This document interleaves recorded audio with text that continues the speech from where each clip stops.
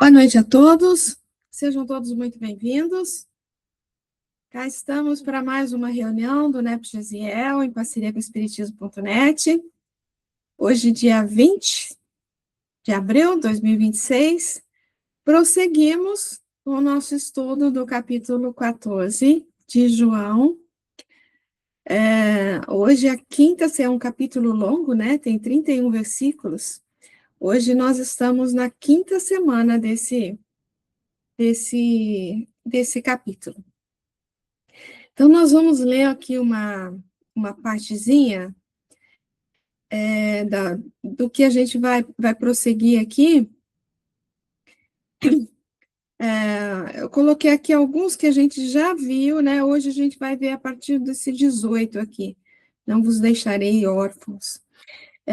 Só para a gente retomar um pouquinho aqui a memória, né? Então, vamos ler um pouquinho aqui, ó. E o que pedirdes em meu nome, isso farei, a fim de que o Pai seja glorificado no Filho. Se me pedirdes algo em meu nome, eu farei. Se me amardes, observareis os meus mandamentos. E eu rogarei ao Pai, e ele vos dará outro Paracleto, a fim de que esteja convosco para sempre. O Espírito da verdade, que o mundo não pôde receber, porque não o contemplou nem o conhece, vós o conheceis, porque permanece junto de vós e estará entre vós. A gente viu até aí, né? Hoje Val, meu amor, você não começou a fazer a apresentação ainda não, né? Sim. Aqui não. Sim, tá aí. Vocês não estão vendo? Eu não, filhinha. Ninguém está vendo? Não sei se a Glória, vendo. Denise ou a Antônia estão vendo. Eu estou vendo, Antônia. Então deve ser a minha internet que está muito fraca, minha linda, desculpa. Isso. Vamos em frente daqui, de repente ela entra, tá? Desculpa, Val. Regina, desliga a tua câmera, talvez melhore para você. Certo, meu amor. Então, vamos prosseguir aqui no trecho que a gente vai começar hoje, né? Então, no 18 aqui, ó.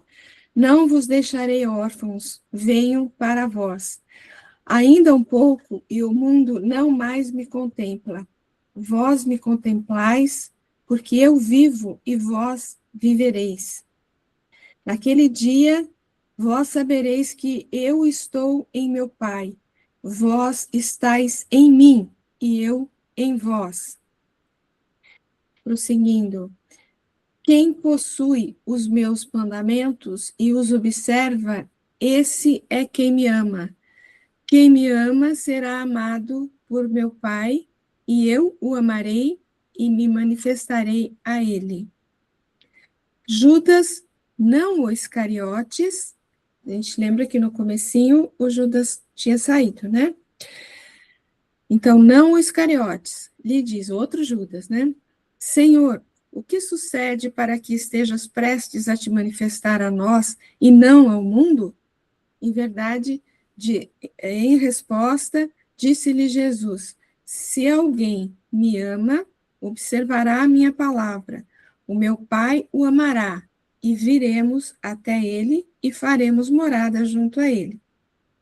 Quem não me ama não observa as minhas palavras. A palavra que ouvis não é minha, mas do Pai que me enviou. Tenho-vos falado essas coisas enquanto permaneço junto a vós. Bom, o capítulo ainda prossegue mais um pouco, mas a gente vai parar um pouquinho por aqui, né? É interessante só observar que parece que ele está repetindo a mesma coisa diversas vezes, não é? Como a gente já comentou que isso acontece, né?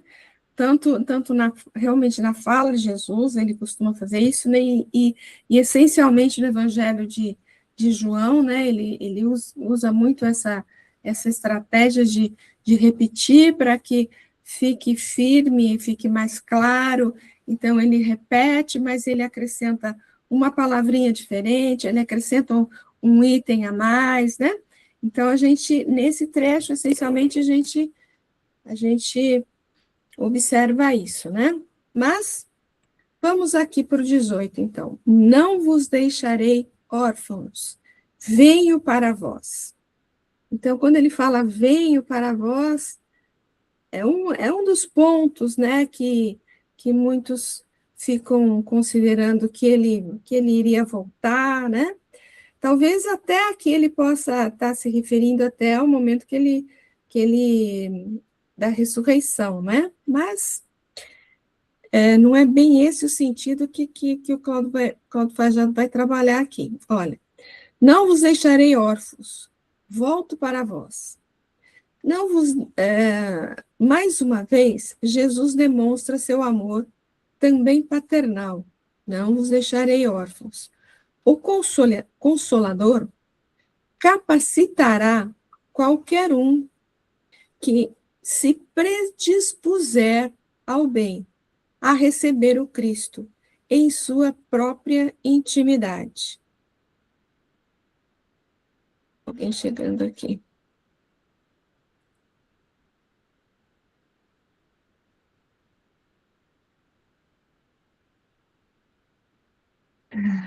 Peraí. Pronto. Continuando aqui, gente, olha lá. Então, o Consolador capacitará qualquer um que se predispuser ao bem a receber o Cristo em sua própria intimidade. Ou seja, aquele que tiver realmente predisposto, né, a trabalhar nisso, a trabalhar no bem, a trazer realmente a mensagem do Cristo para a sua intimidade, né, o Consolador, ou seja, o próprio Cristo, né, vai capacitá-lo para que ele realmente tenha o Cristo na sua própria intimidade. Essa é a volta dele, né, na verdade.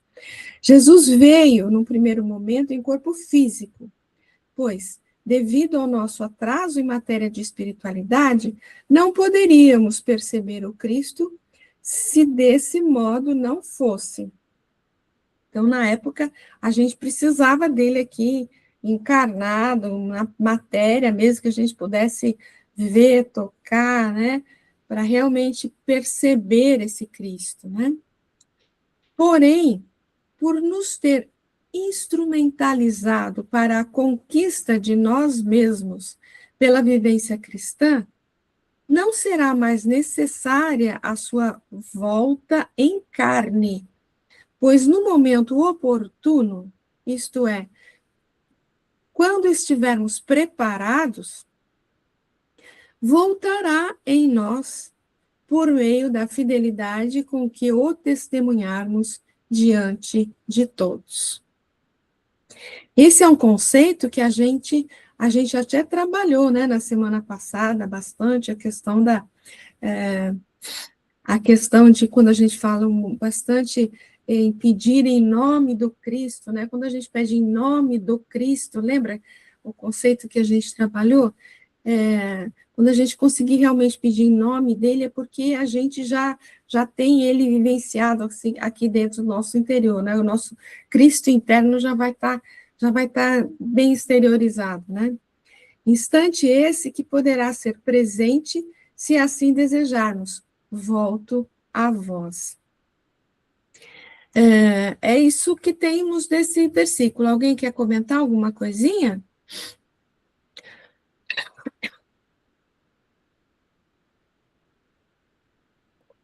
Não tem muitos textos do Emmanuel com relação a esses primeiros textos, primeiros versículos, né? Porque ele é como que repetisse, né? Muitas vezes. Mas ainda, vamos seguir um pouco. Ainda um pouco, e o mundo não mais me contempla. Vós me contemplais, porque eu vivo e vós vivereis. Então, ainda um pouco, e o mundo não me contempla, não mais me contempla, ele está se referindo à crucificação, né? Mas mesmo depois da crucificação, vós me contemplais, porque eu vivo e vós vivereis, ou seja, é a questão de trazer o Cristo dentro de nós, né? Mas vamos ver aqui o nosso amigo Cláudio aqui. Ainda um pouco e o mundo não me verá mais. Jesus volta a se referir à sua partida da esfera física, mostrando assim todo o grau de sua consciência. Ele sabia tudo o que ia acontecer, né?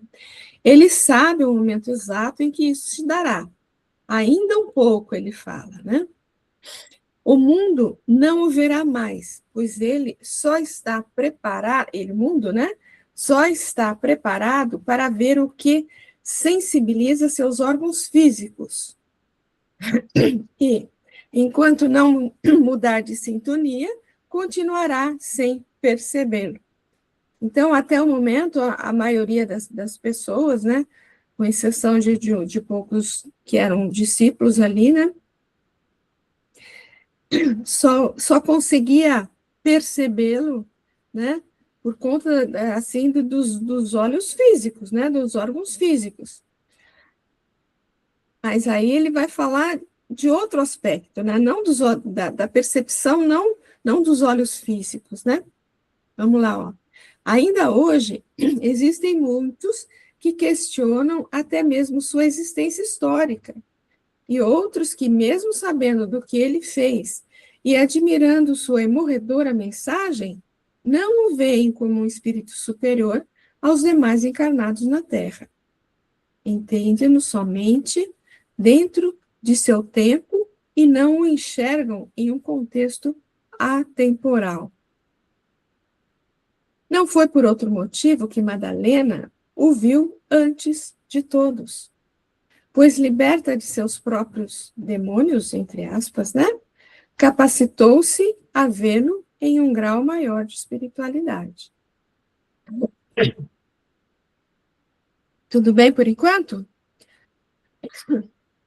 Olha o que ele vai falar aqui, ó. Mas vós me vereis. O mundo não vai me ver, mas vocês vão me ver. Olha o que ele fala. Os discípulos daquela hora, como os demais em todos os tempos, estão e estarão em condições de percebê-lo, pois veem o que é invisível aos olhos. Né? Quando você consegue atingir uma espiritualidade maior, você consegue perceber coisas que os olhos físicos não percebem, né? Se desta forma quisermos que conosco se dê, façamos do mesmo modo, isto é, cultivemos os valores da alma, pois só assim estaremos nos preparando para enxergar espiritualmente, ou seja, só assim poderemos compreender a lei que dirige todos os acontecimentos universais.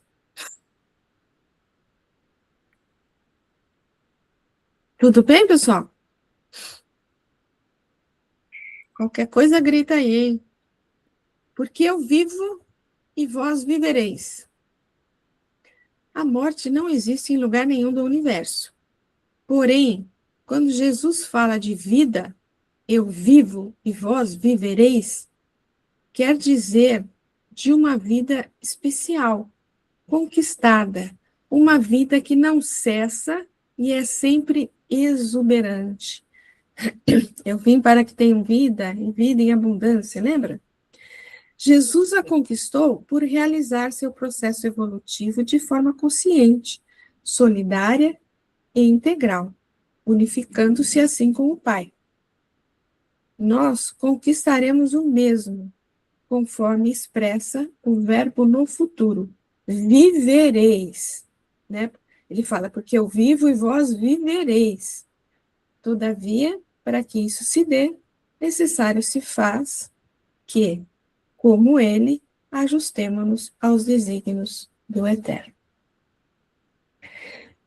Percebe que, na verdade, nós estamos falando a mesma coisa que a gente falou a semana passada, por exemplo, né? A questão do Cristo interior, tal, né? Do falar em nome do Cristo, pedir em nome do Cristo, mas aqui com outras palavras, com um outro aspecto, né? Um outro ponto de vista, mas no fundo, a mensagem é a mesma, né?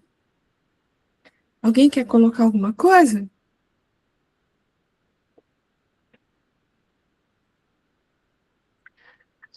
Então, vamos lá.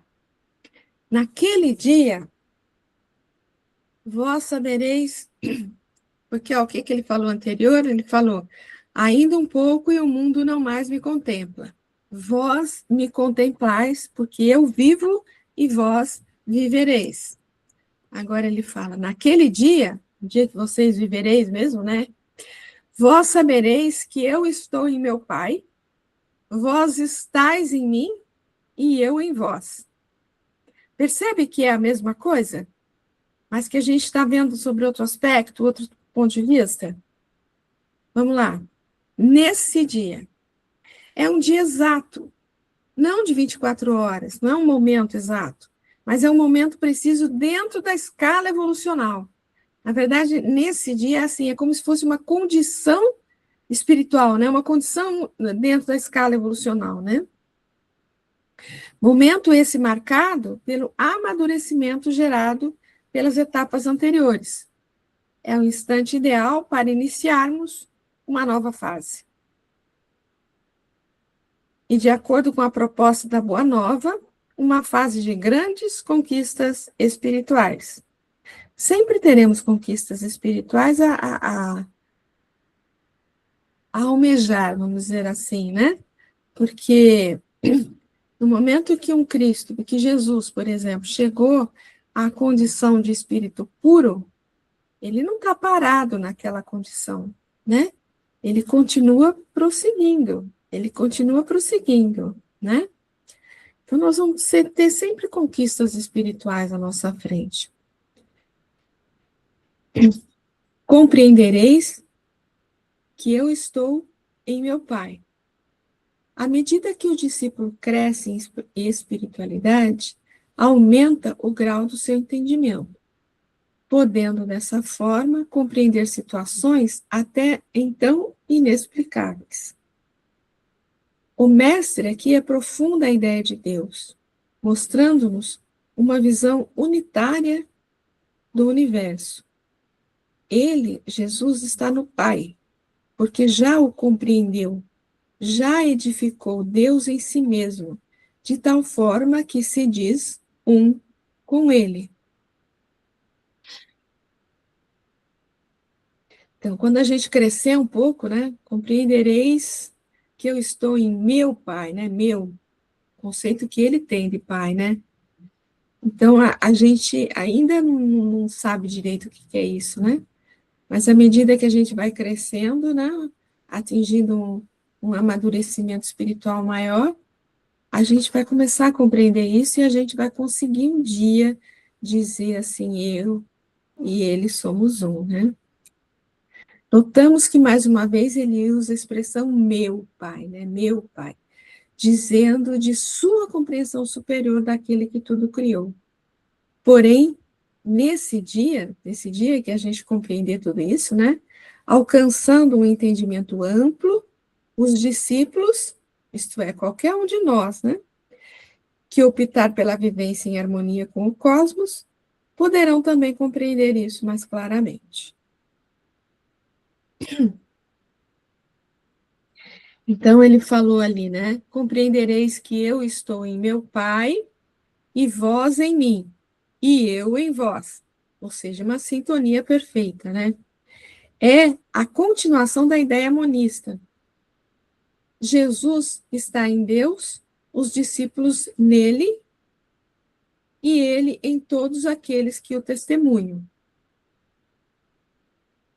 Quer dizer, uma sintonia perfeita entre Jesus e Deus, Jesus com os discípulos, né, conosco, se Deus, se assim, no dia que nós, naquele dia que nós conseguirmos, né, e ele com todos os que testemunham, ou seja, é uma sintonia perfeita, né.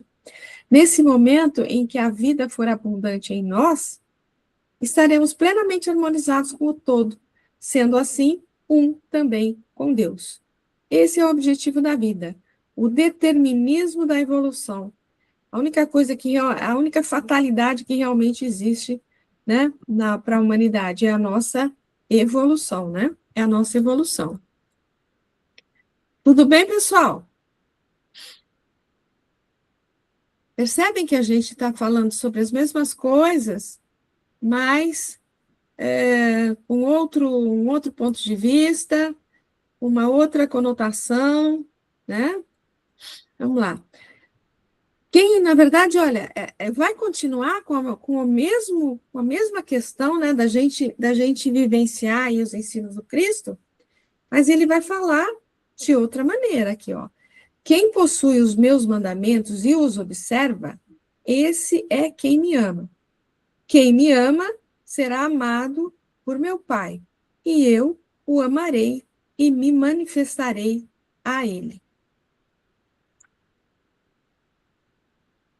Então, quem possui, não, na verdade, quando ele fala quem possui os meus mandamentos e o observa, é aquela condição da fé de Paulo que a gente falou tanto lá em Gálatas, né?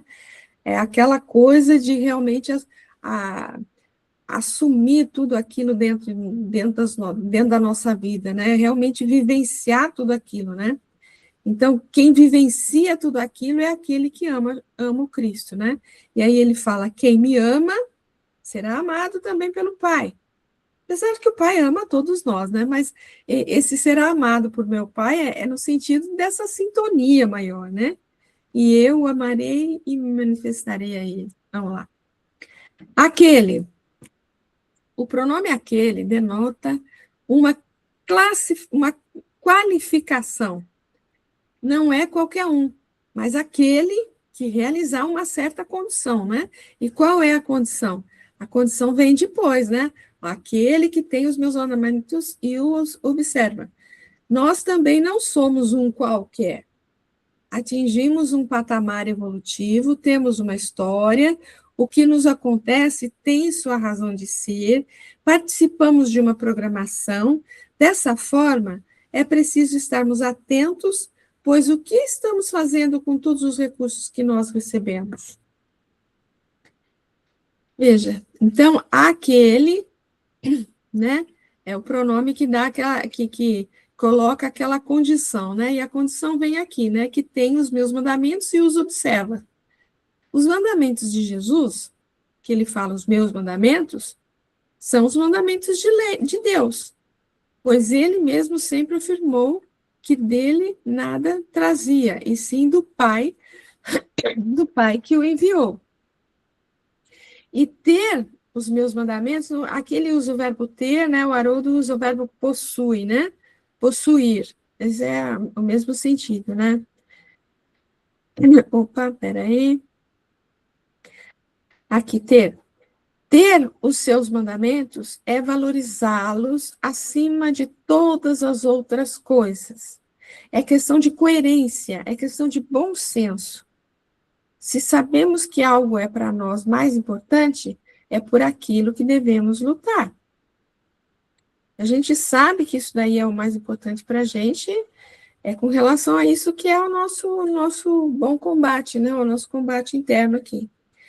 Assim, sendo o objetivo da vida a evolução, e esta nada mais do que a espiritualização do ser, né? Nossa evolução é a espiritualização do ser. Ou nos aproximarmos de Deus, que é a mesma coisa, né?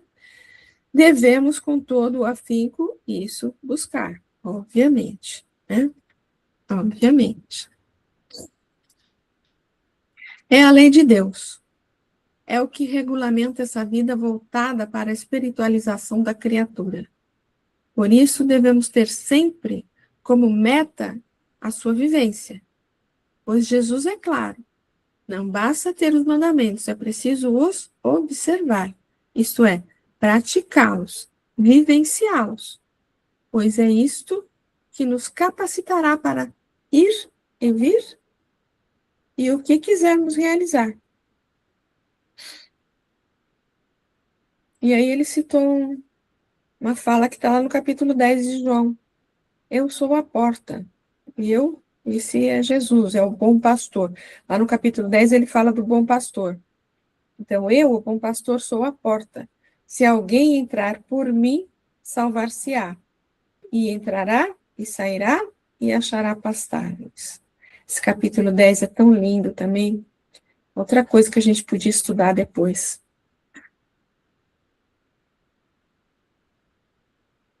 Este é o que me ama.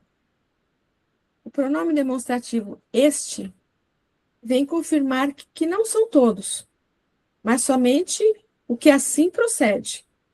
Ou seja, o que faz do evangelho guia prático de vida. Não só os que assim fizeram ao tempo em que Jesus esteve fisicamente entre nós, mas os que agem do mesmo modo em todas as épocas da humanidade. Ou seja, todas as vezes que a gente lê qualquer coisa do evangelho, a gente tem que considerar que ele está falando para nós também, né? Ele não é aquela coisa, ele não fala para o sacerdote, para a mulher hemorroísta, para o pescador, para sei lá o quê. Ele fala para o espírito imortal que naquele momento estava como sacerdote, como mulher hemorroísta, como pescador, etc. Né? Ele fala para o espírito imortal. E o espírito imortal somos nós. É imperioso compreender a posição de Jesus. Nele, o Cristo é pleno. Já não existe em si uma convivência de duas pessoas. Olha que gozado que ele coloca aqui. Não existe em si uma convivência de duas personalidades, a crística e a humana, como em espíritos de nosso nível evolutivo. É como se ele dissesse, ó, existe o meu espírito aqui, mas existe aqui dentro de mim aquele Cristo interior que precisa ganhar mais força e precisa, às vezes ele se manifesta um bocadinho mais, às vezes ele fica escondidinho, né? Então, parece até como se fossem duas personalidades, como ele fala aqui, né? Assim, quando ele diz, o que me ama, não está referindo àquele que ama a personalidade humana de Jesus, e sim ao que ama o Cristo que ele é, a mensagem que ele deixou, todo o ensino que ele deixou, né? É por isso que ele vincula esse amor à prática do que ensinava, que na verdade era o perfeito ajustamento à lei e aos mandamentos daquele que o enviou. É interessante isso aqui, né? Não é amar a personalidade humana de Jesus. Lógico que a gente ama também a personalidade humana de Jesus, mas o que a gente precisa aprender é amar o Cristo que ele representa, a condição que ele mostrou para a gente, né? Ele mostrou para a gente o nosso futuro, ele mostrou o que nós vamos ser daqui um tempinho, daqui a alguns meses, daqui a pouquinho a gente consegue. Ah, meu Deus. E aquele que me ama será amado por meu Pai. Consequência natural da vida. Temos do que damos, né? A gente só consegue dar aquilo que a gente tem, né? Portanto, aquele que ama é amado. É inadmissível que alguém que tenha um amor fraterno por todos possa se sentir carente ou desamado. Seria uma derrogação da lei, o que é impossível. Há no texto do Evangelho segundo João algumas referências ao discípulo a quem Jesus amava. Quando ele fala do discípulo amado, né? Então, será que ele fez uma diferença? Ele gostava mais de João do que dos outros, não é? É sobre isso que ele vai falar aqui, ó. Muitos pensam não haver predileção do mestre por nenhum deles. O que é certo, porém, é preciso compreender que aquele que mais ama é mais amado. Assim é possível que um deles se sentisse mais amado pelo Senhor, podendo dessa forma se fazer reconhecido. Na verdade, talvez ele se sentisse mais amado, né? Mas seguramente Jesus amava a todos igualmente, né? Interessante isso, né? Você, com relação àquilo que você oferece, é o que você sente, o que você pode sentir. Aqui, porém, Jesus diz que fala, querida. Desculpa interromper, mas tem uma coisa que Imagina. está martelando. Pela minha ignorância, vamos dizer assim, que eu saiba, Madalena era a predileta. que tu me diz disso? Existem também algumas teorias aí que a gente não aceita muito, que falando até que Jesus casou com Madalena, que tinha filho com Madalena, essa coisa toda, né? Isso a gente... Estou falando da relação da evolução espiritual. Então, e aí o que a gente tem, né? É que tem um texto do Emmanuel que ele comenta essa questão, eu não vou lembrar agora onde é que está esse texto, mas ele comenta, o Emmanuel comenta, que com relação. Nós até já falamos de Madalena aqui hoje, né? O que ele comenta sobre Madalena é que ele compara, inclusive, Madalena e Paulo, né? Porque Paulo teve uma transformação gigantesca também, né? Mas ele fala, Emmanuel comenta que a transformação que aconteceu em Madalena foi muito maior. Porque Paulo já vivenciava assim, em função da lei mosaica, né? Ele tinha uma vida extremamente correta dentro das convicções que ele tinha de lei, do que ele achava que era certo, né? Ele seguia a lei assim, à risca, né? Extremamente zeloso, como ele próprio falava, né? Então, na verdade, quando ele descobre o Cristo, ele simplesmente pega tudo que ele tinha de conhecimento e dá uma ajeitada, vamos dizer assim, né? Dá uma calibrada, vamos dizer assim, né? E ele continua, porque tantas coisas que ele fala sedimentado, né? Apoiado no conhecimento que ele tinha da lei mosaica, né? Então, a mudança dele foi uma mudança de ponto de vista, talvez, né? Agora, a Madalena, não. A Madalena, ela tinha lá os seus demônios, entre aspas, né? Ela tinha uma vida extremamente complicada e ela muda daquela condição inferior para quase que uma apóstola, né? Porque ela, inclusive depois da crucificação, ela continua divulgando a fala do Cristo, tudo, né? Então, Emmanuel fala que a transformação dela foi muito, muito, muito, muito maior que a de Paulo, por essa condição. Então, quando a gente vê que ele... Só um instantinho. Então, quando a gente vê, inclusive, que ele aparece primeiro para Madalena, né? Por que falam isso? Imagina, por que não apareceu primeiro para a mãe dele, ou para Simão Pedro, né? Que era lá a pedra fundamental da igreja, tal, ou para João, como alguns falam que era o discípulo amado, né? Por quê? Porque ele reconhece toda essa trajetória que ela fez. Porque é como que um merecimento de tudo que ela conquistou, de tudo que ela conquistou. Agora, dizer que ela era a predileta, isso eu acredito que não... para mim não tem fundamento, desculpa falar dessa maneira, assim. Não, é por isso mesmo que eu perguntei, né? Né, para mim a ideia é essa. A ideia dele aparecer para ela, primeiro, é por conta do merecimento da trajetória que ela, né, da transformação que ela conseguiu efetivar dentro dela.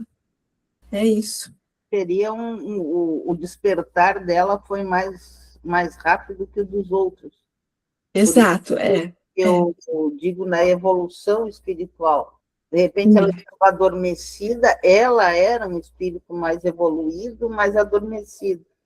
E acorda no momento que começa a ver Jesus, né? Ver não com os olhos, né? Mas ver literalmente. Obrigada. Eu que agradeço. Glorinha? Oi, pessoal, boa noite.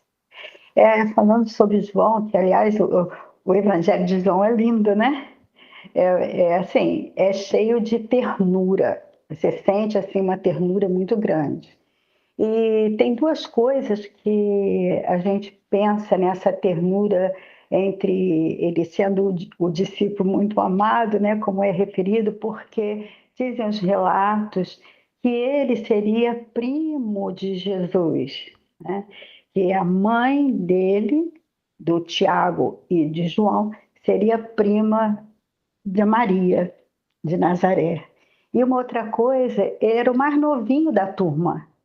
Então, isso tudo acho que dá não sei, uma certa veracidade para isso. É só isso que eu queria pontuar. Obrigada. Com relação a essa questão dele ser primo de Jesus, eu também não sei, assim, mas... Eu falei, há relato, né? Não afirmei, há relato. Né? Também não sei. Tá. Então, eu não sei dizer isso, não. Se tem algum lugar assim, eu não sei. Mas assim, pelo que ele fala aqui, deixa eu só ver alguma coisa aqui. Mas pelo que ele fala aqui na última frase aqui, ó. Então, muitos pensam não haver predileção do mestre por nenhum deles. O que é certo, não havia predileção do mestre por nenhum deles, né? Mas é preciso compreender que aquele que mais ama é mais amado. Eu diria que aquele que mais ama se sente mais amado, porque aquele que mais ama se sente mais conectado, né? Se sente mais, acho que conectado mesmo, com uma sintonia maior, né? Você tá, né, quando você gosta muito de uma pessoa, você está sempre atento se não falta nada para ela, se ela precisa de alguma coisa, ou se ela está bem, se ela não está bem. O dia que ela chega e fala alguma coisa que você, se ela não estiver bem, você já percebe só pelo jeito que ela fala, né? Então assim, existe uma aproximação emocional muito maior, né? Quando você ama uma pessoa. Eu acredito assim. Peraí, ó. Que mais ama é mais amado. Assim é possível que um deles se sentisse mais amado pelo Senhor, podendo dessa forma se fazer reconhecido, né? Então eu acredito assim, ele se sentia mais amado. E talvez, como a Glorinha falou, né, por ser o mais novinho, tal, talvez Jesus tivesse até um cuidado maior com ele, né? Assim, por ser quase que uma criança mesmo, né? Então, talvez tenha ficado assim. Aqui, porém, Jesus diz que aquele que ama o Cristo, será amado pelo Pai. E ainda repete a expressão meu Pai, referindo-se a um entendimento superior em relação a Deus. É o Pai da dimensão superior da compreensão de Jesus. Assim, Deus deixa de ser aquele que pune para ser aquele que ama, aquele ser que exerce a lei, para ser a própria lei, se cumprindo pelo seu artigo único, o amor.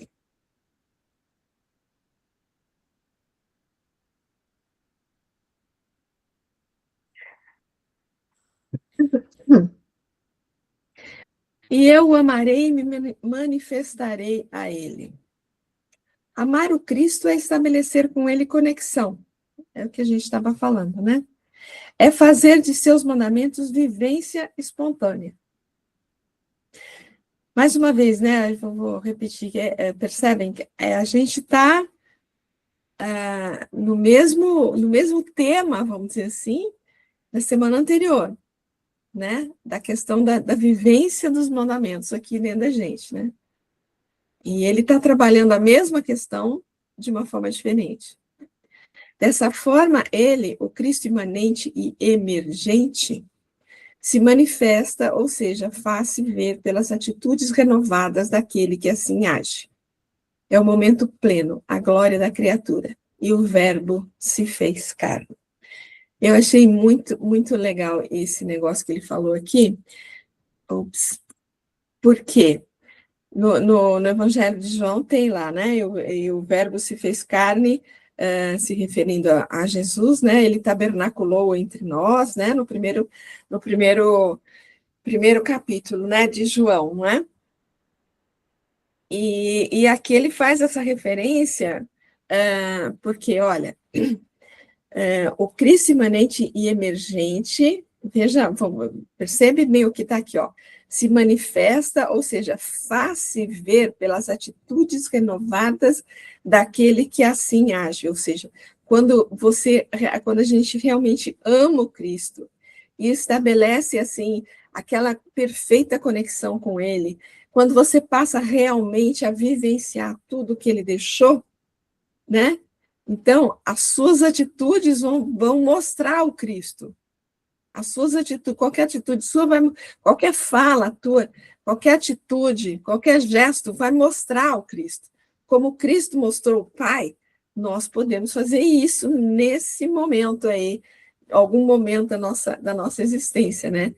E aí ele fala, é o momento pleno, a glória da criatura, o verbo se fez carne, ou seja, ele está se manifestando na nossa carne, ele está se manifestando em nós, pelas nossas atitudes, pela nossa maneira de ser, pela nossa maneira de se relacionar com as pessoas. É lindo isso, gente. É lindo demais. E o verbo se fez carne. Coisa doida.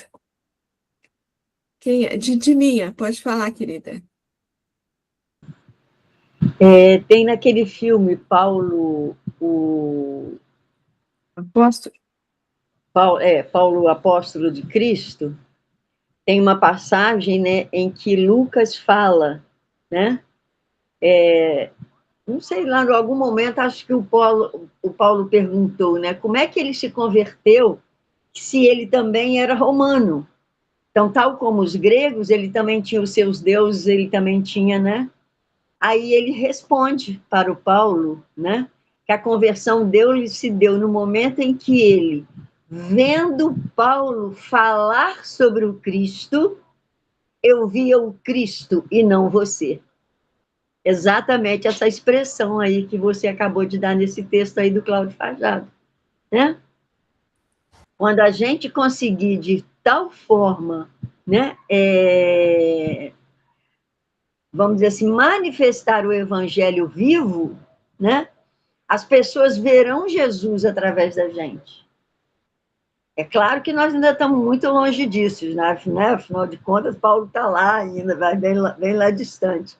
Mas o Lucas fez essa expressão aí, o Lucas falou, né? Quando eu vi você falando sobre o Cristo, eu não via você, via o Cristo. Então aí ele não teve mais dúvida. Está lá no filme, né? Lindo isso que você falou, Didiminha. Obrigada, querida. É. Muito lindo, muito lindo.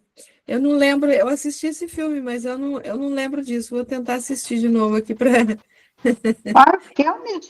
Qual é o nome do filme? Qual é o nome do filme? Didiminha, você está sem microfone. Paulo, o apóstolo do Cristo. Vou assistir. Eu acho que tem no Netflix. Acho que tem. É no Netflix, sim, filha. Obrigada. Muito bom. É lindo, Glória, vale a pena ver. Várias vezes. Vou assistir, sim, vou assistir. Acho que eu vou fazer até pipoca. Obrigada, Didma. Vou assistir, sim. Obrigada. Então, vamos prosseguir mais um bocadinho aqui, ó. Aí vem Judas, não o Iscariotes, diz ele, né? E diz, Senhor, o que sucede para que estejas prestes a te manifestar a nós e não ao mundo? Né? É aquela história, eles estavam ali juntinho, já tinham um conhecimento muito maior do que a população em si, né? Mas ainda faltava um tantinho de percepção, né? E no caso, quando ele fala assim, seja presta a se manifestar em nós, o se manifestar em nós é isso que a gente estava falando, né? É aquela vivência que você consegue exalar aquilo, como a Didiminha falou também do Paulo, né? Mas aí ele faz um comentário, inclusive, com relação a esse Judas, quem é esse Judas, né? Olha, esse esclarecimento é dado para, ou não Iscariotes, né? Para distinguir esse apóstolo daquele que entregou o Senhor. Entretanto, não temos claramente seus dados. Esse Judas é chamado de Tadeu ou Lebel. É filho ou irmão de Tiago. Tinha 2 Tiagos, né? O Tiago, irmão o Tiagão, que era o irmão de João, e o Tiaguinho, que era o outro, né? Eu acho que é o irmão do outro aqui, né? Porém, como existem muitos Judas e Tiagos, ao tempo de Jesus, não ficam plenamente reconhecidos quem seriam esses. É só um esclarecimento aí com relação a quem seria esse Judas, né? Senhor, por que te manifestarás a nós e não ao mundo? Se antes foram Tomé e Filipe os que externaram suas dificuldades em compreender Jesus, lembra que a gente falou deles semana passada, né? Agora é a vez de Judas. Isso vem demonstrar que o Senhor, apesar de cumprir as leis, quebrava muitas tradições e mostrava que sua missão ia além do que podiam compreender os judeus. Por estes, o Messias era aguardado havia muito tempo, e quando se manifestasse, seria revestido de poder, tanto político quanto religioso, e sua manifestação seria de tal modo grande que o mundo inteiro a ele renderia graça. Essa era a ideia, né, que vocês sabem disso, a ideia da maioria da população toda, né? A maioria não, era de todos, né? Jesus vem falar de um momento novo, por uma ótica bem diferente. Esse momento se caracterizaria não pelo poder exterior, e sim pela força moral de cada um. Ele, o Cristo ou o Messias, como dizem os que pensam em hebraico, se manifestaria não para eles, e sim por intermédio deles, que vem de encontro com o que é o comentário da Didimim aí, né? Por intermédio deles, isto é, através daqueles que, por afinidade e amadurecimento espiritual, se fizessem um com a lei por meio da vivência plena no bem. Apesar da ainda incompreensão, os discípulos representavam estes que, por já estarem adiante, faziam-se diferentes daqueles mais ligados às coisas transitórias, conforme expressa o termo mundo, né? Que ele fala, né? Se manifestarás a nós e não ao mundo, como sendo o mundo todas as questões mais transitórias, né? Vocês querem fazer algum comentário? Tem um texto Emmanuel na sequência aqui.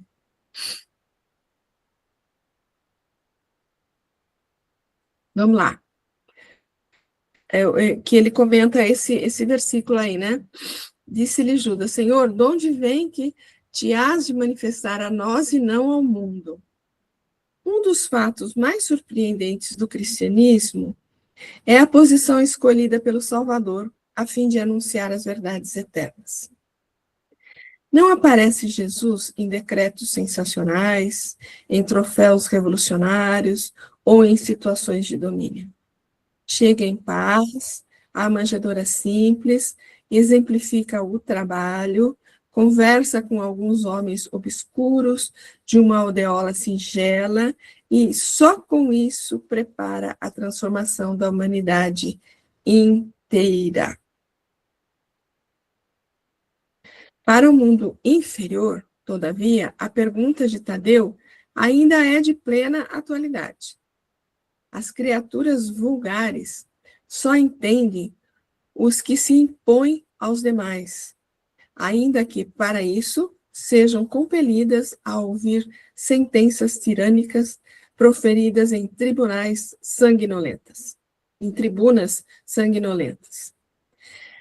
Apenas compreendem espetáculos que ferem a visão e gestos teatrais, dos que dominam por um dia para sofrerem amanhã o mesmo processo transformador imposto ao mundo transitório ao qual se dirigem. Jesus, todavia, falou à alma imortal. Por esse motivo, suas revelações nunca morrem.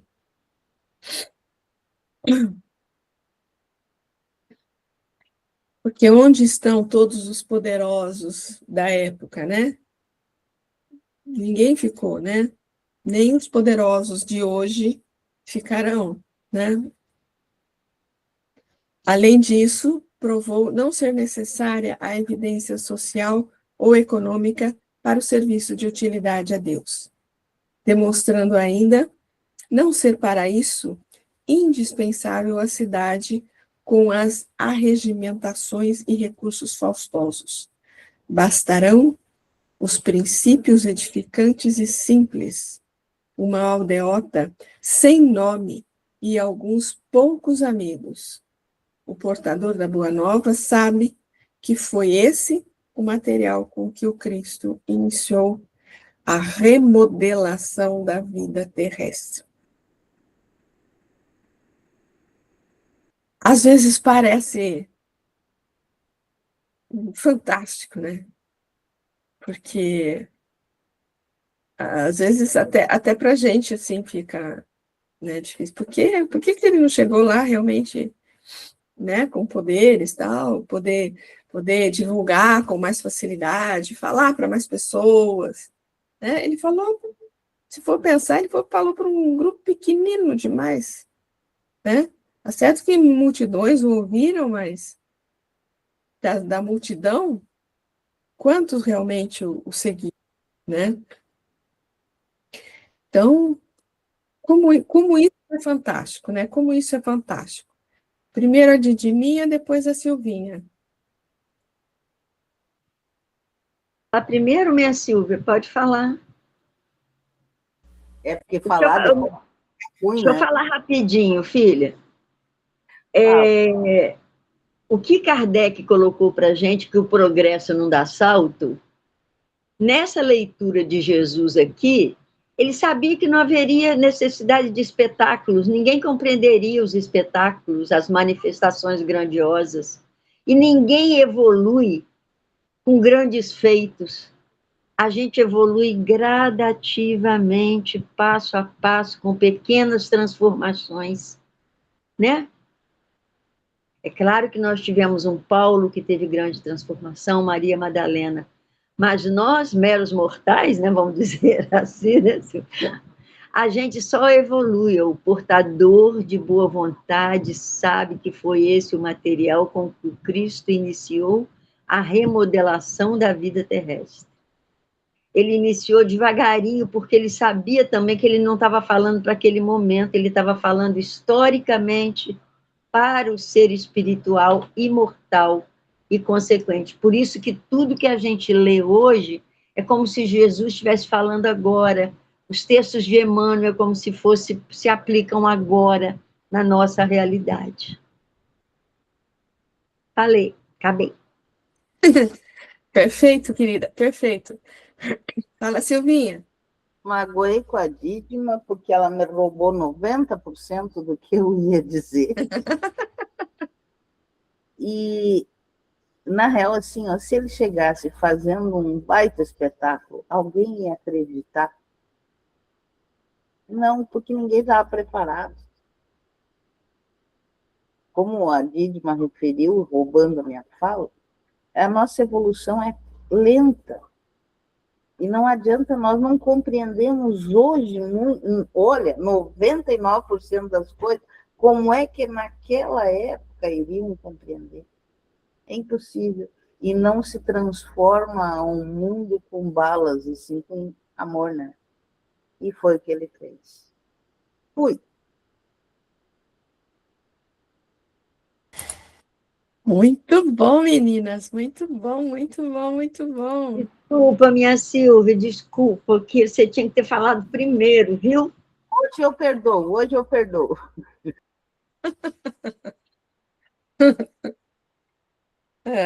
Vamos lá. Prosseguindo mais um pouco, pessoal.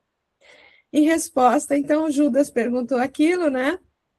Aí, então, ele diz, se alguém me ama, observará a minha palavra. O meu Pai o amará, e viremos até ele e faremos morada junto a ele. Percebe que é o mesmo tema. É o mesmo tema ainda, né? Mas agora ele fala uma maneira diferente aqui, ó. Faremos morada junto a ele. É mole, gente? Coisa linda. Veja só. A didática perfeita de Jesus o faz repetir o que já disseram anteriormente. O cara perguntou e ele responde exatamente o que ele tinha acabado de falar. Até porque percebia que os seus adeptos tinham dificuldade de compreendê-lo. E o mesmo poderia se dar com os discípulos que, posteriormente ao Evangelho, viessem aderir. Todavia, espírito superior que é, sabe que não pode perder tempo e, sendo assim, aprofunda mais a lição. Eita!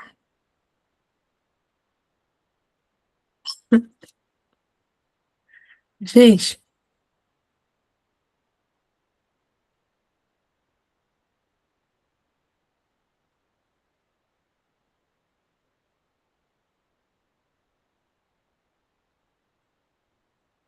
espera aí que tá perdido aqui. Pronto, desculpa aqui a confusão.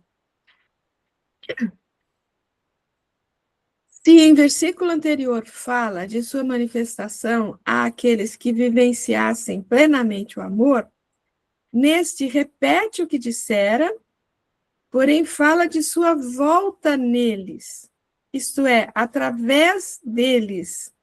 Vamos ler de novo o versículo, ó.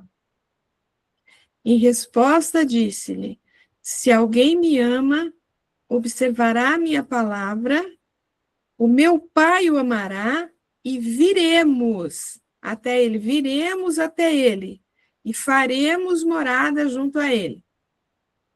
Viremos até ele e faremos morada junto a ele. Então, vou ler de novo, ó.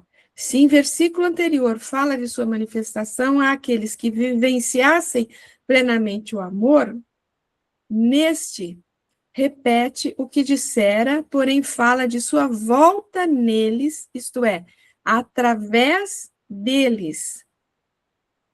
No sentido que a Didinha falou do Paulo lá, lembra? E volta ou manifestação definitiva, pois diz que nele fará morada. Volta, ou seja, uma manifestação definitiva, faz morada. Se faz morada é porque virou para sempre, né? Usando o verbo no plural, faremos. Fala dele e do Pai em comunhão na intimidade da criatura. O que quer dizer que juntos estarão todos unificados no cumprimento natural da lei. Mas para que tal fato aconteça, uma causa tem de ser ativada, a do amor, como a Silvinha falou, né? É ela tão importante no atendimento superior dos objetivos da evolução, que Jesus não destaca quem o receberá em sua intimidade. Diz simplesmente, se alguém me ama, ou seja, qualquer um que assim proceder, será digno de receber o Pai em sua intimidade pela exteriorização do Cristo. É a vinda do Filho do Homem em nós. Olha, é a volta do Cristo aqui, ó. É a vinda do Filho do Homem em nós. Momento este que se dá com o amadurecimento espiritual da criatura após um processo de construção do Filho do Homem em si mesma. Construção esta que realizamos diariamente, fazendo evoluir a consciência por meio do plano aplicativo das lições do Mestre. Se alguém me ama, guardará a minha palavra.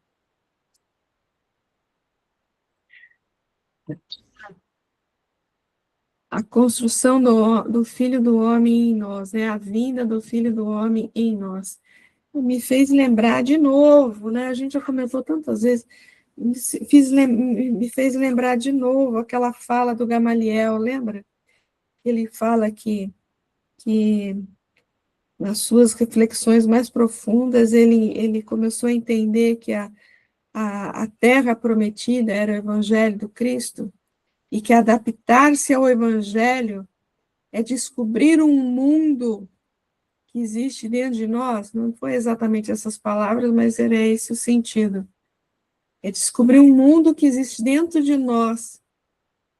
Aí, quando ele fala, né, a vinda do Filho do Homem em nós, construção do Filho do Homem em nós mesmos, né? Me fez lembrar aquilo. Algum comentário? Então, vamos prosseguir mais um bocadinho, ó, mais um. Quem não me ama, agora ele vai trabalhar a negação. Ele estava falando, quem me ama vai observar as minhas palavras. Agora ele volta e fala, quem não me ama, não observa as minhas palavras. A palavra que ouvis não é minha, mas do Pai que me enviou. Quer dizer, aqui a segunda parte do versículo é como se não tivesse nada a ver com a primeira, né? Mas veja só, quem não me ama, não guarda as minhas palavras. Somos todos filhos do Eterno, cada qual em seu estágio evolutivo. O que por uns é compreendido e assimilado, para outros é algo de difícil entendimento. Assim, se quisermos nos tornar claros, é preciso nos adequar à condição daqueles que nos ouvem. Essa é sempre a lição de Jesus, a da adequação. E nós, candidatos à prática do ide e pregai, nós que fazemos palestras, estudos, devemos sempre observá-la, pois só assim atenderemos um grupo maior de pessoas em sua busca pela assimilação da verdade universal. Lembra que a semana passada a gente leu um texto de Emmanuel, que ele comentava aquela fala de Paulo, ele falou que como vocês são, não foram essas as palavras, né? São palavras minhas aqui que eu tô, como vocês são crianças, eu tô dando leitinho e mingau para vocês, né? Porque vocês são crianças ainda e não podem comer uma comida mais substanciosa, né? É isso que a gente tem que lembrar todas as vezes que a gente for falar alguma coisa a respeito do Cristo, né? Porque intelectualismo, assim, às vezes a pessoa quer mostrar tanto intelectualismo e, no fim, não se faz entender, né? Não se faz entender. Então, ele está repetindo e repetindo, e falando de um jeito, e falando de outro, para que todos pudessem entender o que ele estava falando, né? Uns ouvem se a eles falarmos de um jeito, e Jesus ensina de forma positiva. Se alguém me ama, guardará a minha palavra. Outros só se sensibilizam de outro modo. Para esses, Jesus tem outra forma. Quem não me ama, não guarda minhas palavras. A lição é a mesma. O modo de se expressar é que muda. Que é o que a gente já está falando aqui desde o começo da reunião, né? Ele está falando a mesma coisa, é o mesmo tema, vamos dizer assim, que ele está desenvolvendo e aprofundando um pouco mais a cada versículo, né? Não importa falarmos de modo fácil ou difícil, pela via da ciência ou da fé, o que vale é sermos compreendidos e assim divulgarmos as lições da Boa Nova. Jesus é o modelo, cabe a nós, com ele, aprender e seguir.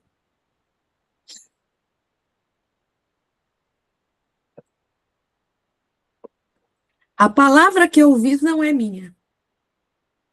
Através da humildade, o Senhor se faz cada vez maior. Ele não é a lei, é instrumento de sua compreensão. Ele não é o dono da vinha, mas aquele que se fez o maior servidor. Isso é lindo, né? Ele não é a lei, ele é o instrumento de sua compreensão, ele é o instrumento que Deus se utilizou, ele enviou o seu filho, né? Ele enviou o instrumento para que as suas leis fossem bem compreendidas, né? É muito lindo isso. Nesse versículo, ele mostra a que veio servir ao Pai e divulgar a sua palavra, o Logos divino. Por ter se feito superior, ter se feito no sentido de ter conquistado, né? Ter conquistado já uma posição evolucional muito superior, né? Identifica-se plenamente com o Criador. Porém, reconhece seu lugar. A palavra que ele ensinara era do Pai. Não é ele que está falando. Não é ele que inventou as leis, né? Ele está só transmitindo. Ele era simplesmente um instrumento mais perfeito através do qual a vida podia executar a sinfonia suprema.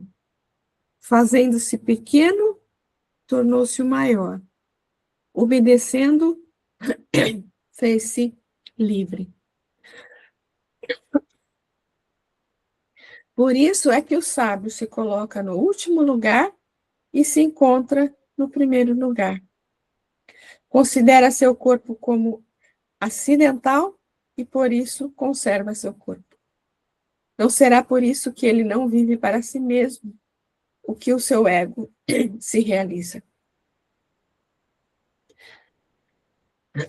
Mas o Pai que me enviou, Jesus, se diz um enviado de Deus.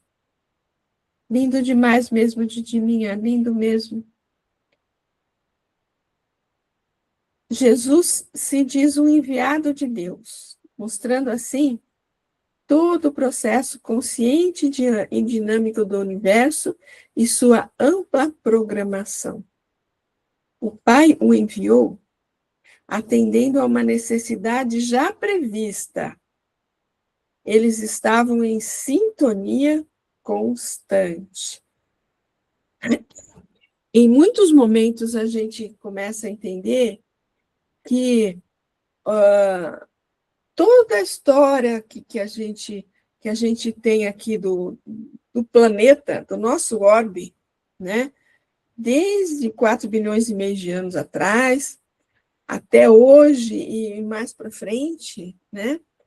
A gente vai entendendo que tudo isso tá dentro de uma programação. Está dentro de uma programação.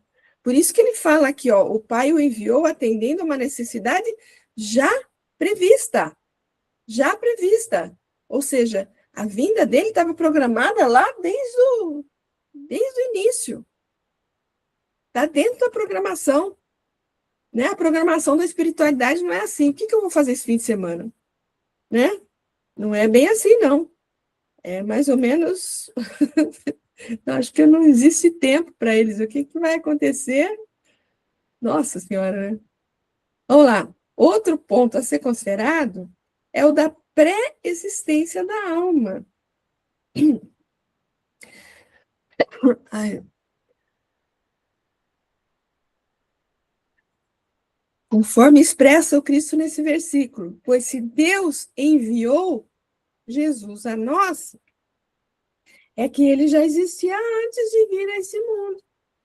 E se assim foi com o Senhor, assim se dá com todos nós.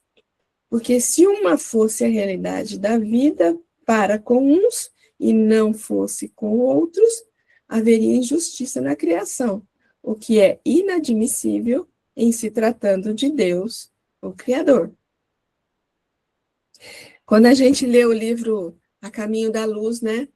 Quando a gente lê o livro A Caminho da Luz, O Brasil, Coração do Mundo, Pátria do Evangelho, a gente vê toda a programação que é feita. Não é do dia para a noite, não, né? É de milênios e milênios e milênios, né?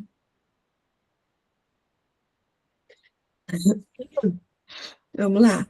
Concluindo, temos Deus enviou Jesus para nos trazer a verdade que liberta, Verdade essa que é de Deus, conforme diz o próprio Rabi. A palavra que ouvistes não é minha, mas do Pai que me enviou. Cabe a cada um de nós conhecê-la e fazer-se uno com ela.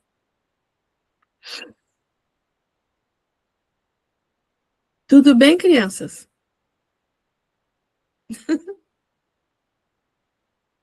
Vamos prosseguir mais um pouquinho? Tenho-vos falado essas coisas enquanto permaneço junto de vós.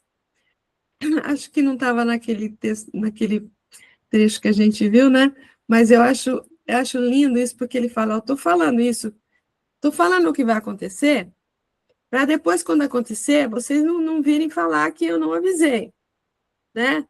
E também, não só que eu não avisei, mas para que vocês realmente acreditem, né? Acreditem que eu estou falando a verdade, né? Que eu não estou aqui brincando, né? Eu estou aqui, o negócio é sério, gente, o negócio é sério. Então, tenho-vos falado essas coisas enquanto permaneço junto a vós.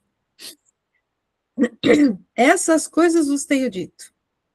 Ao tempo de Jesus, os ensinamentos eram dados oralmente. Vos tenho dito.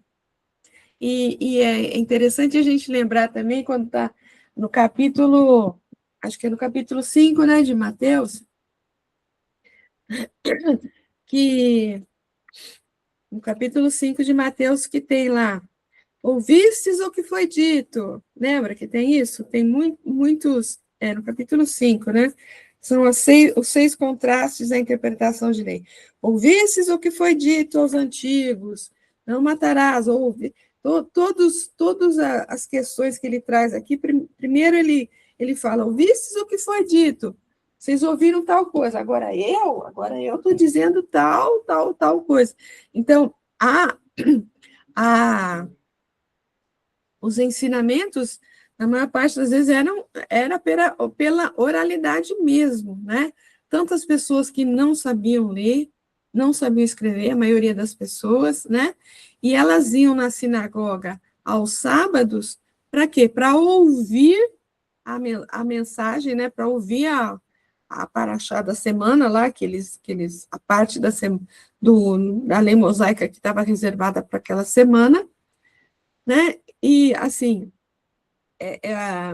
acho que vocês sabem disso, mas eu vou falar, né? Todos os 5 livros lá de Moisés são divididos em trechos, né? Que eles chamam de paraxás, e que é dividida durante um ano.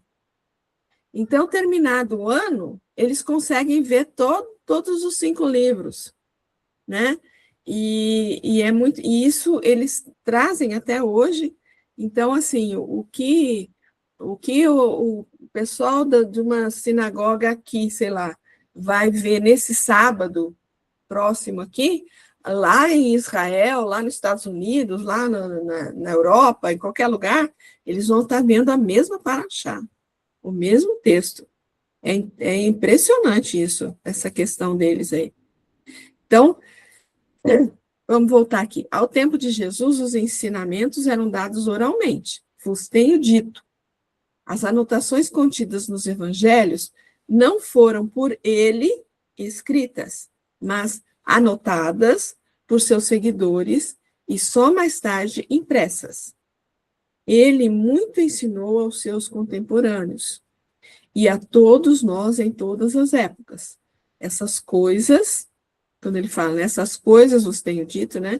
Essas coisas e quão grandes foram essas coisas.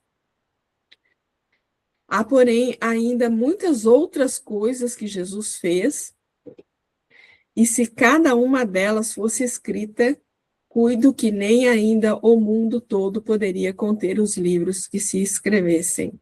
João, capítulo 21. Foi ele o maior revelador da lei que rege o universo em todos os tempos. Suas palavras, deste modo, não eram quaisquer palavras, mas eram, assim, meros conceitos religiosos, e sim um tratado de libertação do ponto de vista científico, pois diziam dos mecanismos profundos que gerenciam o funcionamento do micro e do macrocosmos. Dessa forma, ele tem nos dito sempre, de várias maneiras, cabe a cada um de nós ter ouvidos de ver, olhos de ver e ouvidos de ouvir. Inclusive, se eu não me engano, na carta aos Hebreus, né, que ele começa, né, de muitas maneiras, já Deus fala, Deus manifesta, sei lá, né, estando entre vós. Então, ele vai falar as coisas enquanto está entre vós, né? Falava o Senhor de sua presença física entre os seus discípulos, porém, ele está entre nós sempre que com ele nos afinamos. Porque onde estiverem 2 ou 3 reunidos em meu nome, aí estou eu no meio deles, está lá em Mateus, né? A presença de Jesus entre nós se dá através da misericórdia e do amor, ou seja, da ação consciente no bem. Sempre que temos a condição da semeadura, é Jesus falando em nós, pois a colheita é obra da justiça do que plantamos, colhemos. Desse modo, quando temos a oportunidade de algo fazer espontaneamente, é como se Jesus falasse na intimidade de nossa alma: faça o melhor, haja nos padrões do amor. Pois, se assim não fizermos, virá o momento em que o Cristo não mais estará presente em condições de nos auxiliar, pois este será o instante do retorno esse que é determinado no momento exato em que, mal ou bem, usamos nosso livre-arbítrio. Dessa forma, temos sempre que permitimos Jesus estar entre nós, ou seja, quando vibramos em harmonia com as forças do bem, condições de absorver a revelação, pois entramos na dimensão do Cristo e assim podemos dele escutar. Bom, nós vamos parar por aqui hoje, pessoal. Algum comentário?